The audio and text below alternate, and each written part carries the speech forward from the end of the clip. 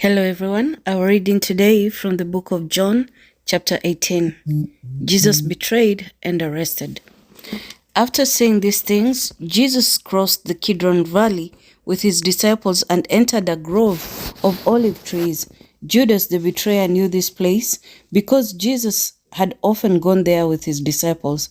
The leading priests and Pharisees had given Judas a contingent of Roman soldiers and temple guards to accompany him. Now with blazing torches, lanterns, and weapons, they arrived at the olive grove. Jesus fully realized all that was going to happen to him, so he stepped forward to meet them. "Who are you looking for?" he asked. "Jesus the Nazarene," they replied. "I am he," Jesus said. Judas, who betrayed him, was standing with them. As Jesus said, "I am he," they all drew back and fell to the ground. Once more he asked them, "Who are you looking for?" And again they replied, "Jesus the Nazarene." "I told you that I am he," Jesus said, "and since I am the one you want, let the others go." He did this to fulfill his own statement, "I did not lose a single one of those you have given me." Then Simon Peter drew a sword and slashed off the right ear of Malchus, the high priest's slave. But Jesus said to Peter, "Put your sword back into its sheath. Shall I not drink from the cup of suffering the Father has given me?" Jesus at the high priest's house. So the soldiers, their commanding officer, and the temple guards arrested Jesus and tied him up. First, they took him to Annas, since he was the father-in-law of Caiaphas, the high priest at that time.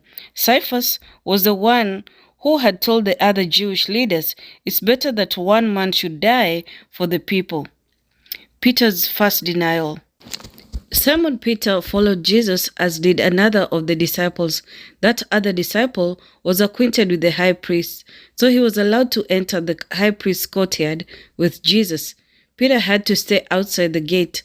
Then the disciple who knew the high priest spoke to the woman watching at the gate, and she let Peter in.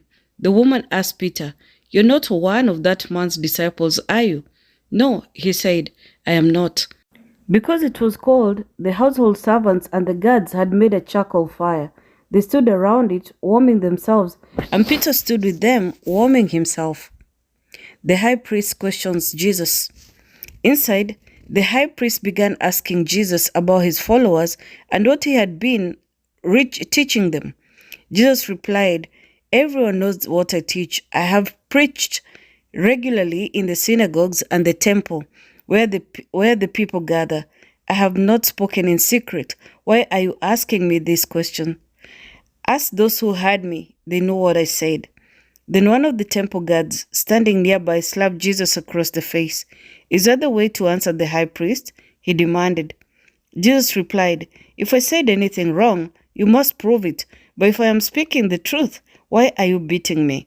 Then Annas bound Jesus and sent him to Caiaphas, the high priest. Peter's second and third denials.